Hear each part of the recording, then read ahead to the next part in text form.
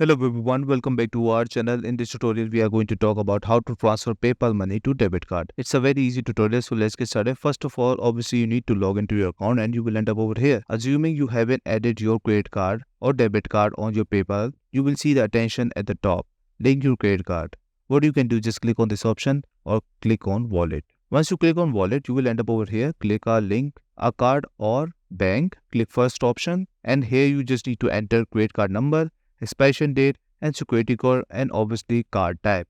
There are 4 types over here: Visa, MasterCard, American Express and Discover. Other than that won't work. Once you add your card over here and their details, click on link card. So let's say you have added the card on your PayPal. Now how you can send it? It's very easy. At the home page you will find the send now button. Just click on this option, click on the debit card you want to send money and after that enter the amount you want to send. And that's it. This is all you need to know how to transfer PayPal money to debit card. I hope you like this video. Please subscribe. Bye bye and take care.